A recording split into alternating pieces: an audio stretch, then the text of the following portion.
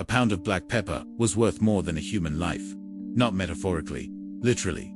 In medieval Europe, a pound of pepper cost the same as a slave. Wars were fought over nutmeg. Men died by the thousands for cinnamon. Entire empires rose and fell over cloves. And here's the insane part. These spices had no real value. You couldn't build with them, couldn't make weapons, couldn't even eat most of them in quantity. They were just flavoring. But for 2,000 years, spices were the most valuable commodities on earth. More valuable than gold, more fought over than territory.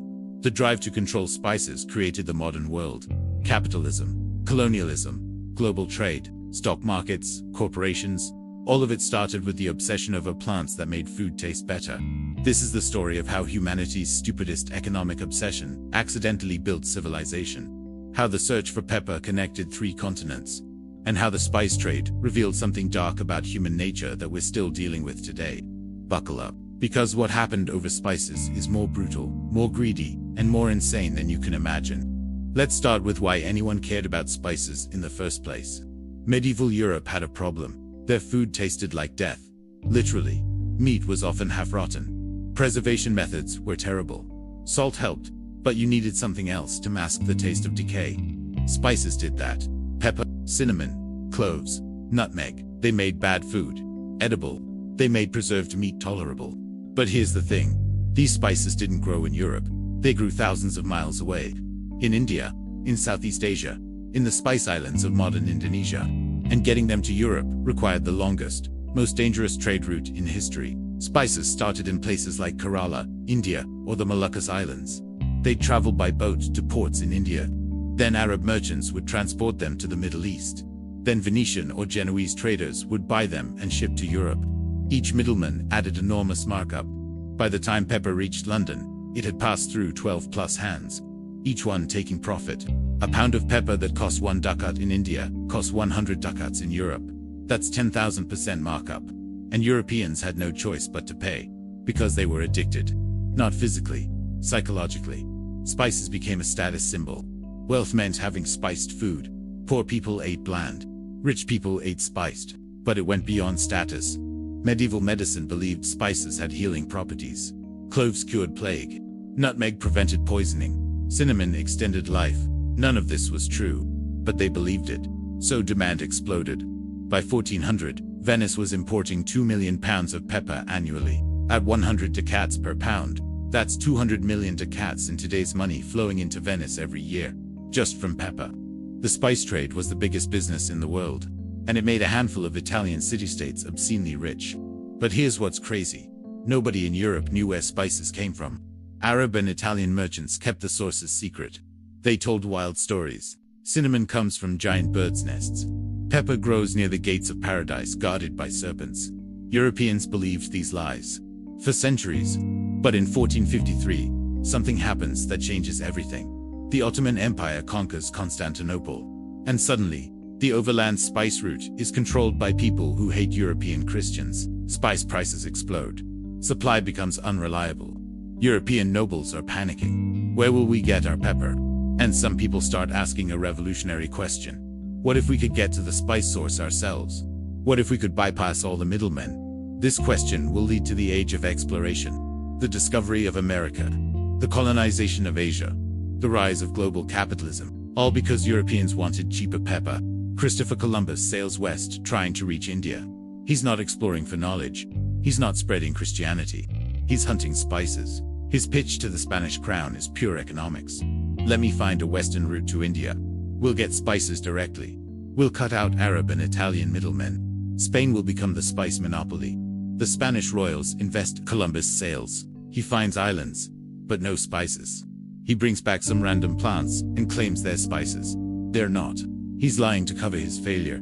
Columbus dies thinking he found India. He didn't. He found a continent that wasn't even looking for, and it has no commercial value because it has no spices. Meanwhile, Portugal is trying a different route. Instead of west, they go south. Around Africa, toward India. Vasco da Gama reaches India. Actually reaches it. And he finds the source. Calicut, Kerala. A port city filled with more pepper than Europe consumes in a decade. Da Gama loads his ships, returns to Portugal, and the profits are astronomical. His voyage cost 50,000 cruzados. The spices sell for 900,000 cruzados. That's 1,800% return on investment. This is the greatest trade deal in history. And it destroys the entire Mediterranean spice economy overnight. Venice, Genoa, Arab traders, they're all finished. Portugal has found the direct route. They can undercut everyone. But Portugal does something clever. They don't just trade, they conquer. Portuguese ships arrive in Indian Ocean ports and make an offer: trade exclusively with us, or we burn your city. They're not merchants, they're pirates with a flag. In 1503, Portugal attacks Calicut with warships. They blockade ports. They sink Arab trading vessels. They're using military force to create a trade monopoly. By 1510, Portugal controls every major spice port, from Africa to India to Indonesia. They've militarized the spice trade, and they make insane profits. Pepper that costs 1 cruzado in India sells for 20 to 30 in Europe. Even after transport costs and bribes and military expenses, Portugal is making 400 to 500% profit. The Portuguese crown becomes the richest government in Europe. All from spices. But maintaining this monopoly requires constant warfare, fighting local rulers, fighting Arab traders, fighting each other. The cost of military occupation keeps rising. By 1550, Portugal is spending more on maintaining the spice monopoly than they're earning from it. They're trapped.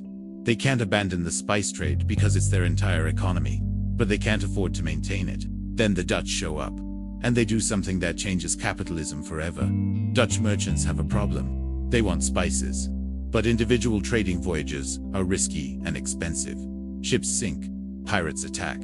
Local rulers seize cargo. One successful voyage makes you rich. One failed voyage bankrupts you. So they invent a solution that will change the world. The Joint Stock Company, the Dutch East India Company, VOC, the first true corporation. Here's the revolutionary idea. Instead of one merchant funding one voyage, thousands of people buy shares. The risk is distributed. The profit is shared. And here's the genius part. The shares are tradable. If you need money before the voyage returns, sell your shares to someone else. The company continues, but ownership changes. This creates a stock market. People buying and selling shares daily, based on expected profits. The world's first stock exchange opens in Amsterdam specifically for VOC shares. This is the birth of modern capitalism. Publicly traded corporations, stock markets, shareholder value, all invented to fund spice trading. And the VOC is massively successful. Within 10 years, they control more spice trade than Portugal. Within 20 years, they have a monopoly. But here's what's dark. The VOC isn't just a trading company. It's a sovereign state. The Dutch government gives VOC the right to make treaties, wage war, establish colonies, administer justice, and execute criminals. A corporation with an army. With the power to conquer territory. With legal authority to execute people. This is what unregulated capitalism looks like.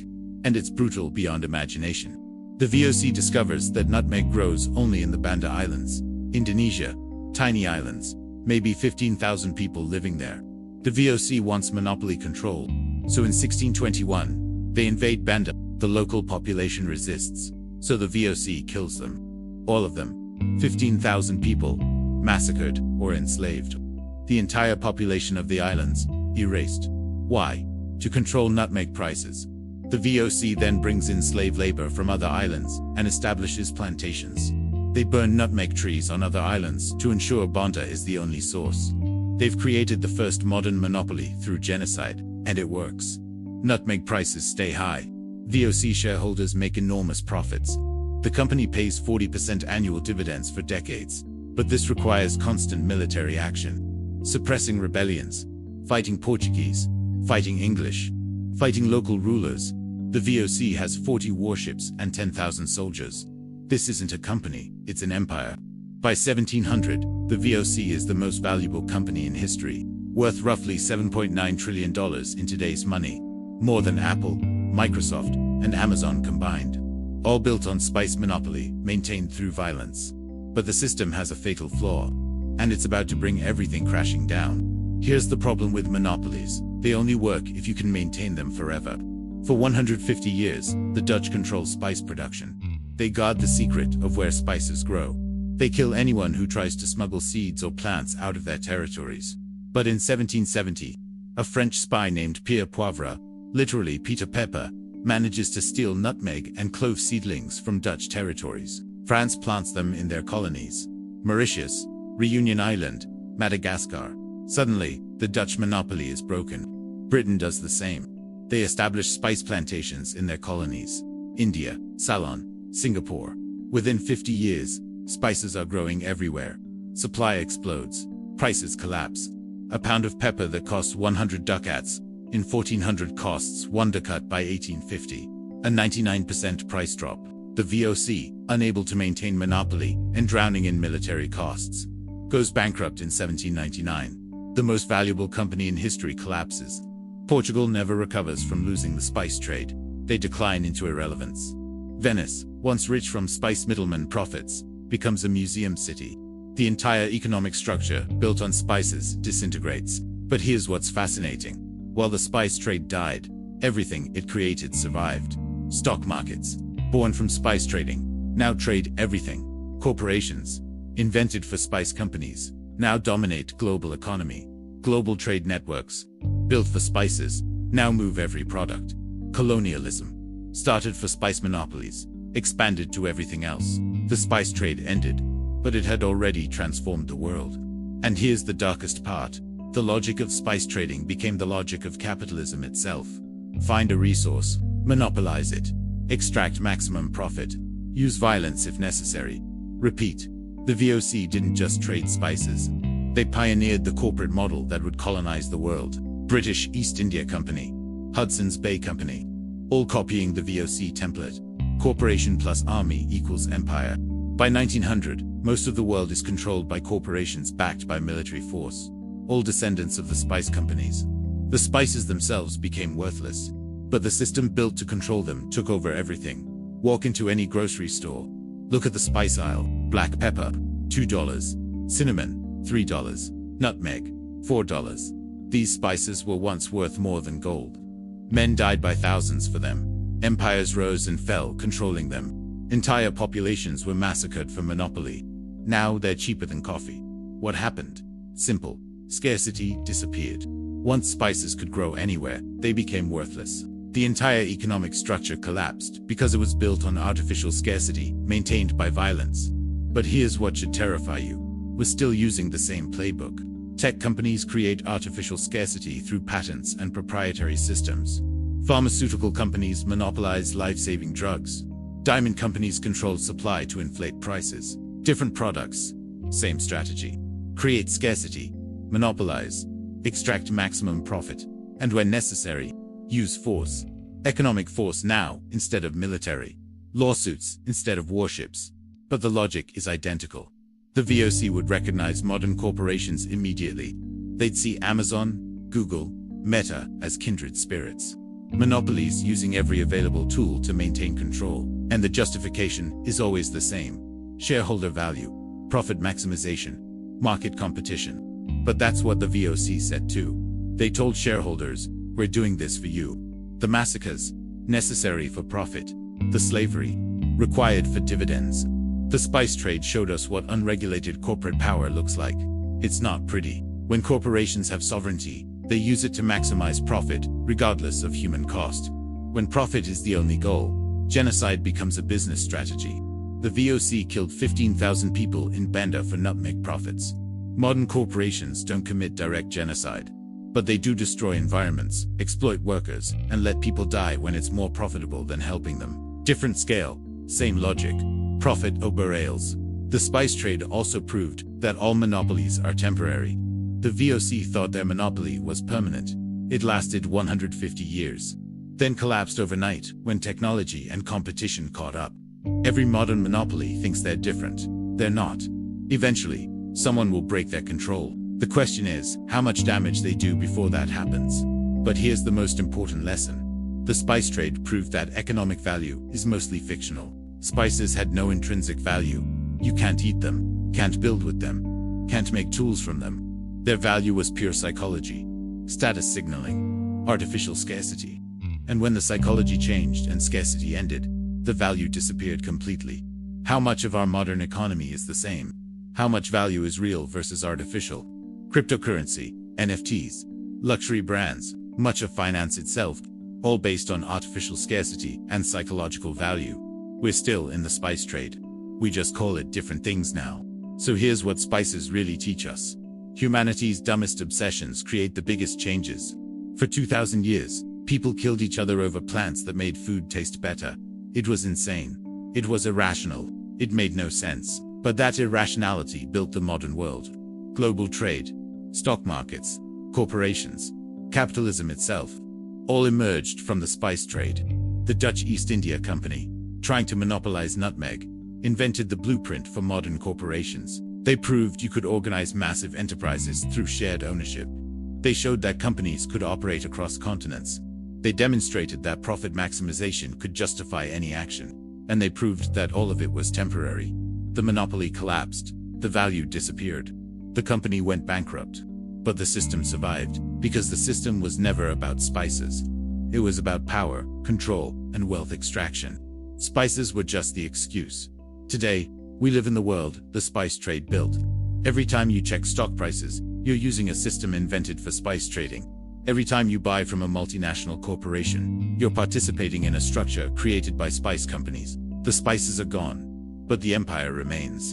And the question we should ask is, if the spice trade was built on artificial scarcity, violence, and monopoly, and modern capitalism was built on the spice trade's model, what does that say about our current system? Are we still fighting over nutmeg? Just calling it something else? What do you think? Is modern capitalism just the spice trade with better marketing? Drop your thoughts in comments. Because 500 years ago, the Dutch killed 15,000 people for nutmeg. Today, nutmeg costs $4. The monopoly died, but the monopolists won. They built a system where monopoly logic became normal, where corporate sovereignty became acceptable, where profit maximization became sacred. The spices were never the point. The point was power. And we're still living in their world. Still following their playbook. Still treating artificial scarcity as real. Still killing over things that don't matter. We just call it progress now.